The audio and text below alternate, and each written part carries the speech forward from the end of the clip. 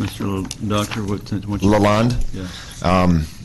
Well, I know we've all been here. We've been taking testimony, seems like all day, and you said a lot of exactly what I think, Dr. Kennedy, that in 2007, rates were low, participation was low, we didn't have a very good program in the state of Texas. Rates went up, quality of care went up, access to care went up. Now we're like the model in the whole country. I think we have the best dental Medicaid in the country. So I'm a little bit concerned with then why we want to lower rates when we're already up here. You know, as rates come down, so is the provider participation going to go down, so is the quality and access to care. And I'm a little bit concerned with the methodology we used in trying to come up with where we set rates. It concerns me that we took an average of a bunch of other states that aren't as good as us, and then now we're going to set our rates in line with states that are average. So basically we're saying we want to be average too. And I don't think we want to be average. I think we want to be really good. And what is even more concerning about that is that a lot of the rates that are proposed to be lowered are the preventive rates. And the preventive rates are where we save the most money. If we invest on the front side, it saves us on the other side.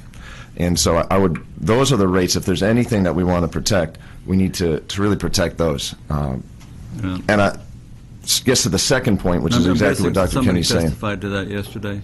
Is that right? Yes, we did testify to that. Okay. Yeah, unfortunately, yesterday, I think every dentist wanted to speak for 25 minutes, and we only had 3 minutes, and got cut off. So there's just a lot of information that we're worried we didn't get to the commissioner, and we need to get that information to him. There's one dentist on staff at Health and Human Services, a dental director.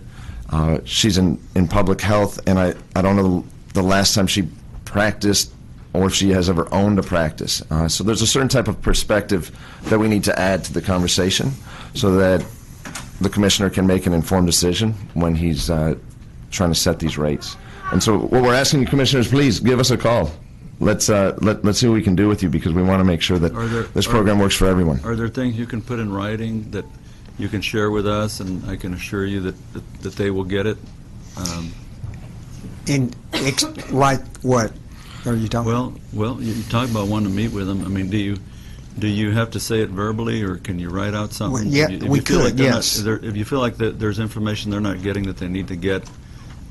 Well, we need to go code by code in a lot of cases to explain why their proposed code change won't work.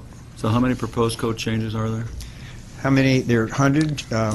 No, there were. I think there were several hundred. Well, a couple of hundred. Several hundred? Okay. What we saw was that the codes that were the most important got decreases, and there were increases to codes that just are, quite frankly, never done in a normal practice. So, like, if you looked at it as a whole, there might be 50% of the codes went up, 50% went down, but in actuality, 99% of the codes that we do went down, and maybe 1% went up.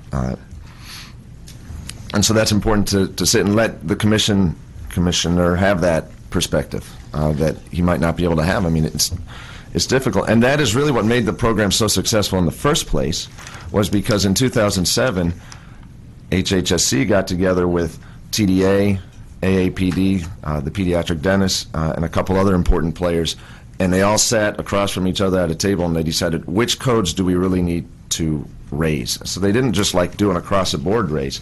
They did targeted raises to have the best impact, and it turns out it had a really good impact. And so we hate to see us get back into the same trouble we were in 10 years ago.